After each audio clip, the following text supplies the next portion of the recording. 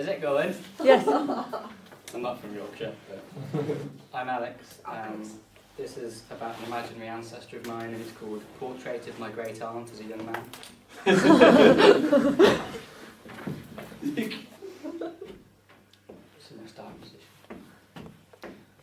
I see her, a stern woman with precious little grace, smiled once back when Nietzsche's was a nice place. Her face is as long as Livery Street. Her feet, I see 'em, on cobbles like at the Iron Bridge Living Museum. People have always said, Birmingham born, Birmingham bred, strong in the arm and weak in the head.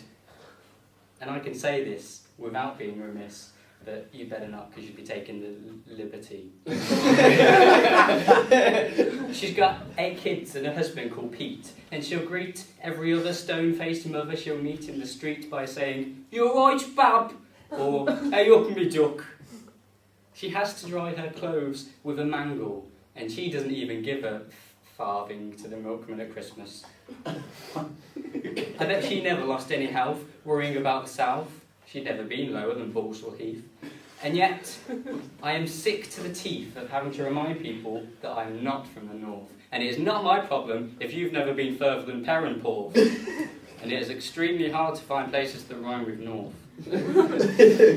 I wonder what she'd have made of my life, because she could gossip like the vicar's wife. If she liked him, he was Boston. If she didn't, he had a bob on himself. She didn't say bread roll, she said cob. She said gambol, not forward roll, and it was your cake hole, not your gob. I wonder what she'd have made at university. I reckon she'd have got in a tizzy and said things like, "It's as busy as New Street Station in here," or "Nobody likes a smart arse, sunshine." The kids would all be caggy-handed yampers, spluttering and squeaking, and the lecturers speaking their way round the reeking. I looked down myself, all plimsolls and skinny jeans and handheld plasma screens and kidney beans in a blini or panini or mixed in some linguine. Whereas she was butch, forthright and blunt. Blunt.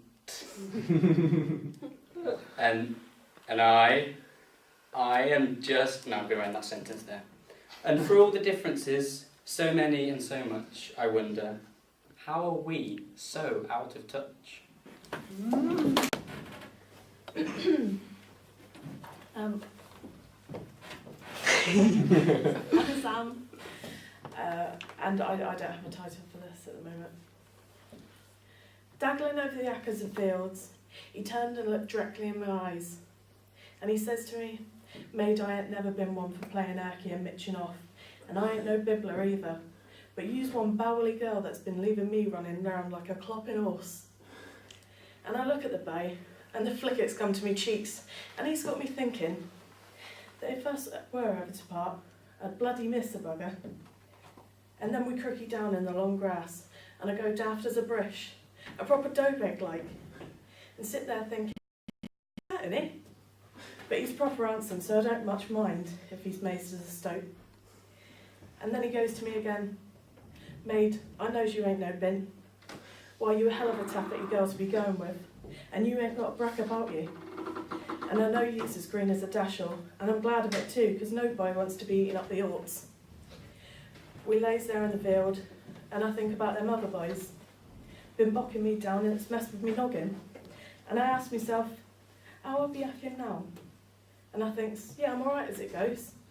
And this guy here next to me, he's alright and all, for a janner anyway.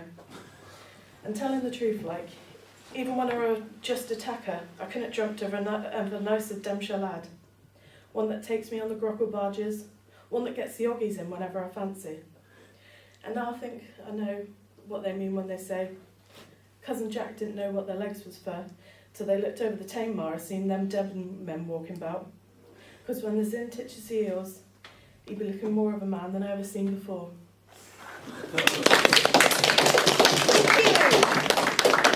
Hey, Gannon. Well, if I start to tell you about my life, about my language, then I guess it all starts with me mum. Or me lass, if she's in the good books, you know, cooked us a nice dinner. She's a top bird in my opinion. You probably all say mum, which sounds a little bit posh for my taste, but mine's me mum.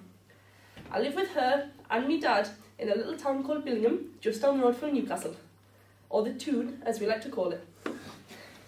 So maybe some of you find the Geordie accent a little bit hard, a little bit harsh on the old ear. I remember back to the first time I went to Newcastle shopping with a friend. We were at that tender age when our parents were just starting to loosen the reins, so he let us off down the big city alone.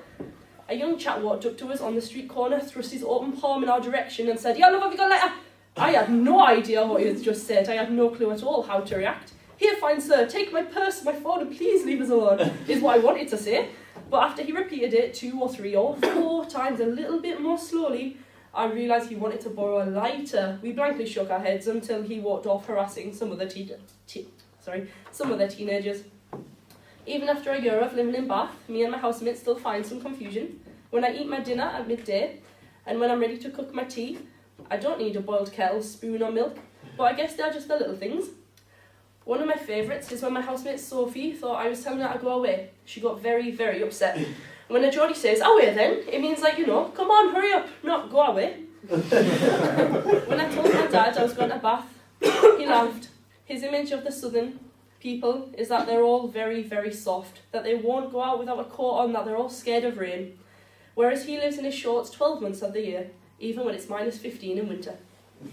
But you have, probably have some preconceptions about northerners too, that they're all, racist, big, burly fighters, and that they all love gravy. But that's simply not true. Not everyone likes gravy. Some people do eat their pies dry, which baffles me. I don't know how they do it. I think it's pretty disgusting.